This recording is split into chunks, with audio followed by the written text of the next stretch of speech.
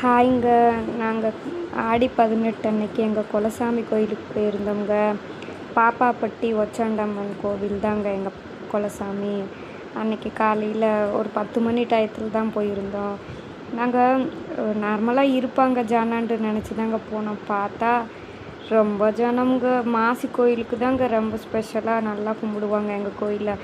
ஆனால் அதுக்கு ஈக்குவலாக இப்போ ஆடி 18க்கு நல்லா கும்பிட்டாங்கங்க. ஜனம்லாம் எந்தெந்த ஊர்லேருந்து எவ்வளோ பேர் வந்திருந்தாங்க தெரியுமாங்க. நாங்கள் போனோடனே வீட்டில் சாப்பிடாம தாங்க போயிருந்தோம். பார்த்தோன்னே அன்னதானம் போட்டிருந்தாங்க. நல்லா வாங்கி சாப்பிட்டுட்டு தாங்க வவுறு நெப்பிட்டு தாங்க விளக்கே போட்டு சாமியை கும்பிட ஆரம்பித்தோம். அம்புட்டு டேஸ்ட்டாக இருந்துச்சுங்க சாப்பாடெலாம்.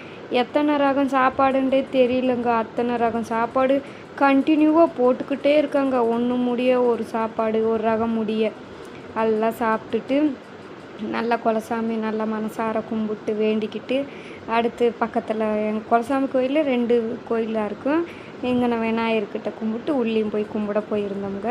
நல்லா இருந்துச்சுங்க. அம்புட்டு கூட்டத்தை ஒரே எனக்கு பார்க்கறதுக்கு ஒரு ஹாப்பியாக இருந்துச்சு. அப்படி 4 பேர்த்து பார்த்தா கூட மனசு நல்லா இருக்குங்க.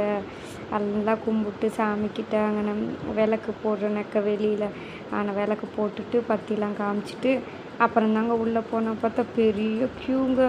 அம்புட்டு நல்லா இருந்துச்சுங்க. கோயிலில் என்ன வீட்டுக்கு போவோம் வாண்டு இவர் கூப்பிட்றாரு. இன்னும் கொஞ்சம் நேரம் உட்காந்துட்டு வாரேங்க, இன்னும் கொஞ்சம் நேரம் உட்காந்துட்டு வாரேங்கன்ட்டு சொல்கிறேன். வீட்டுக்கே வரவே மனசு இல்லைங்க. அம்புட்டு நல்லா இருந்துச்சு கோயிலில். என்ன செய்யுது, அன்னதானமெல்லாம் 2 தாட்டி வாங்கி சாப்பிட்டேங்க. இவர் சொல்லுவார் வீட்டில் இருந்தால் சோறே சாப்பிட மாட்டேன், இங்கே வந்தோடனே மட்டும் என்ன சோறு இப்படி பைத்தியம் மாரி பண்ணிக்கிருக்க. எங்கேயும் போனாலும் யார் ஓசியாக கொடுத்தாலும் வாங்கிக்கிற மாட்டே. இங்கே எதுக்கு கோயிலில் அன்னதானம் போடுறாங்க, அங்கே ஓடணும் இங்கே ஓடணும், அந்த சோறு வாங்கிடணும் முட்டுக்கே இருக்க.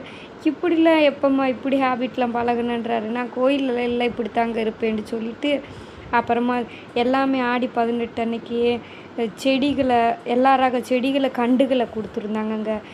ஆடி பெருக்கு அன்னைக்கு வச்சா நல்லா பெருகும்னு சொல்லுவாங்கள்ல. அதனால் நான் ஒரு கண்டு போய் வாங்கிட்டு வந்தேங்க. எங்கள் ஹஸ்பண்டு போய் 2 கண்டு வாங்கிட்டு வந்திருந்தாரு. அது முடிய அப்புறம் ஐஸ்கிரீம் எல்லாத்துக்கும் பவுண்டு கொடுத்துக்கிருந்தாங்கங்க. அதையும் போய் வாங்கிக்கிட்டு அது முடிய செத்த கொஞ்சம் ரெஸ்ட் எடுத்தங்க. அதுக்குள்ளே தக்காளி சாதம் அப்புறம் கூட்டு அப்புறம் போட ஆரம்பிச்சிட்டாங்க. அப்புறம் ஒரு ரவுண்டு க்யூவில் நின்று சாப்பாடு வாங்கி தாங்க வந்தோம். என்னான்னு தெரியலங்க. எம்புடு சோறு உண்டாலும் சாப்பிடணும்னு தோணுது சாமிக்கிட்ட. நான் டிஃப்ரெண்ட்டாக தெரிஞ்சுங்க. இந்தமாரி எப்போ இருந்ததில்லை. ஆனால் அப்படி செஞ்சுக்கிருந்தேன். சாப்பாடுக்கே வழி இல்லாத பிள்ளை மாரி செஞ்சுருந்தீங்க. இந்த வீடியோ பிடிச்சிருந்தா லைக் பண்ணுங்கள், ஷேர் பண்ணுங்கள், கமெண்ட் பண்ணுங்கள். Save the tree save